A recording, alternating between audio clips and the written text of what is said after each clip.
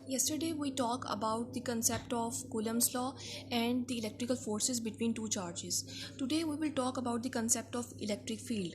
Consider we have two charges denoted by Q and Q naught separated by a distance r. As both charges are positive, so they experience some sort of repulsive forces that can be indicated by F and F prime. F can be opened by using the Coulomb's law as K Q naught by r square and r hat, where r hat indicates the direction of force F. As we see it more clearly, then we come to know that there is some sort of field to field interaction instead of charge to charge interaction.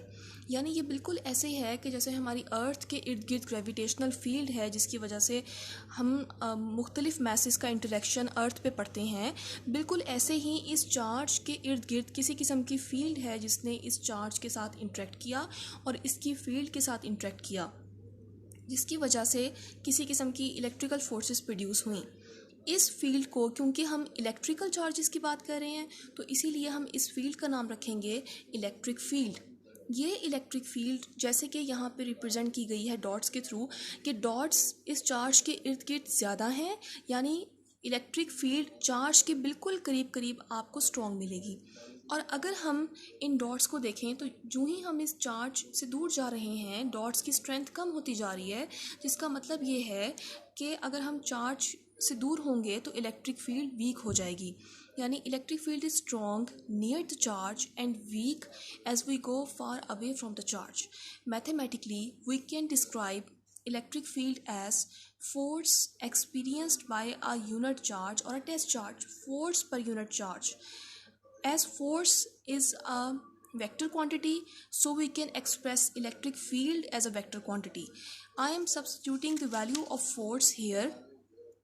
The value of force that I have written on the top as K Q naught by r square. I am opening it by putting F, the value of F, and Q naught as it is. Q naught is being cancelled by Q naught and the resultant quantity is 1 over 4 pi epsilon naught Q by r square r hat.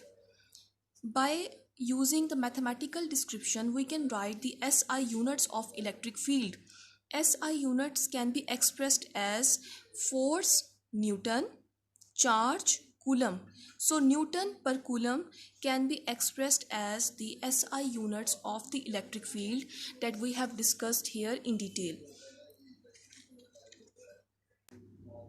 Instead of using the dotted representation of the electric field, we can describe electric fields through the lines of force, through the arrows. These arrows can be called as the lines of forces, and we can represent the electric field through these lines. By using test charges, I can find the electric field of this charge. Consider I have a charge Q जिसको बहुत सारे charges यानी Q1, Q2, Q3 और Q4 इन charges ने घेर रखा है। तो यहाँ पे आप देख सकते हैं, क्योंकि ये तमाम चार्जेस पॉजिटिव हैं, लिहाजा ये Q इन तमाम चार्जेस को रिपेल करेगा और इनकी रिपल्सिव फोर्सेस को हम इस तरह से एक्सप्रेस करेंगे।